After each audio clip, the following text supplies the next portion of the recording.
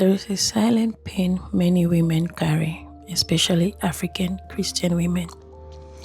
You're married, but in reality, you feel like you're doing life alone. The world sees the ring on your finger, but your heart feels unseen, unheard, untouched. Hey, favorite, welcome back to my life as Favor. If you're new here, I'm Favor. I'm your sister, your friend. I help you to navigate healing, womanhood, homemaking, and the purpose with faith. I'm a mom, I'm a Christian, I'm a wife, aka that Christian woman. Being married, but sometimes feeling single is more than just having a busy spouse. It's when conversations becomes very, very difficult, when your plans get separated, and when intimacy, be it emotional, physical, and even spiritual, become rare or even non-existent. You may still live under the same roof, but the connection that makes a home feel like life is gone.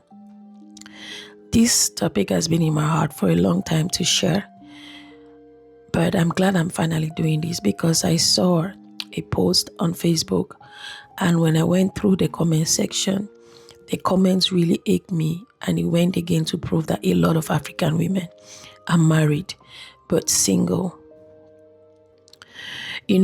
Some of you have prayed, you have cried, you have fasted.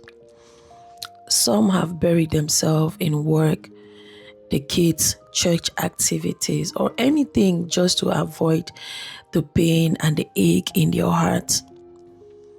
But here is the truth. God did not design marriage for us to feel abandoned while wearing a wedding dress or while carrying your wedding ring around on your finger. In Genesis 2:18, it says that it is not good for a man to be alone. God already understands the blessings that come with oneness in a union called marriage. Yet so many women are experiencing emotional loneliness right there in their marriage, right there in their marriage bed. Sometimes it can be due to unhealed wounds. Sometimes it can be as a result of infidelity. Sometimes it can just be emotional neglect that has grown and grown and grown. Just because one partner is maybe chasing success and forgetting the soul that they vowed to love. And in many African Christian homes, the silence is made worse because of our culture. Because we have a culture that teaches the African woman to endure all of it, to keep the roof intact. There will be sayings like, all men are like that. Just try to keep your home. Does he provide money for food? Then it's fine. But it's really painful when we see these cultures, even in the Christian homes. Culture is not the cross, and silence is not submission. Marriage is a covenant of love created by God Almighty Himself. It is not a prison of loneliness. In the book of Ephesians chapter 5, the husband is called to love their wife as Christ loved the church and gave himself for her. Christ does not abandon. He draws near to us. He speaks life into us, and he makes time to listen to us as many times as possible.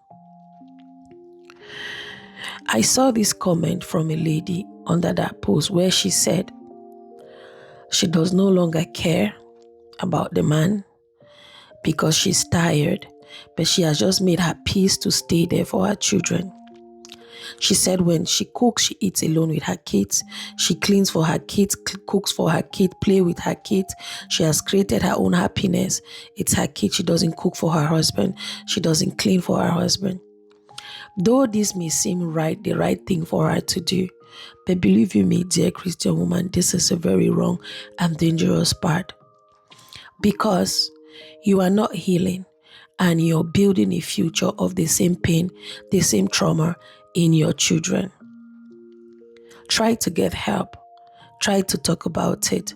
And if for some reason it is something that you two cannot fix, it will be better if you step away so you can heal and raise children without mental trauma, and raise children that will see an example of what God's kind of marriage is. If this is your story, you are not weak for feeling the ache. I have been there. It took me 10 plus years to finally say, you know what, I'm not doing this again. I'm choosing my safety over the safety of a house. I'm choosing the safety of my children. And yes, God cares about this part of your life as well. Take it to Him in prayer. Pray, ask Him all the questions that you have. Ask Him to show you the signs that you need. Seek wise counsel. I am not saying listen to doctrinal rules. Seek the truth. And sometimes the truth is right there in front of us. In the Word of God, the Bible says the Word of God is the truth. And most importantly, value yourself and your safety. In the book of Psalms 38 verse 18, it says, the Lord is close to the brokenhearted and saves those who are crushed in spirit. So I want you to know that you are seen, you are loved, and that you are not alone. God is always there with you. If this is something you're going through, seek help for you and your children. Remember, God loves you so much. He made you in His own image. I'm Favor, your sister and friend, and I will see you in the next one. But before I go, if this video resonated with you, share it with a sister who needs this reminder. And if you've walked this road before, share in the comment section what helped you to heal. You never know who is reading and how encouraging your words can be to them. I'll see you in the next one. Bye.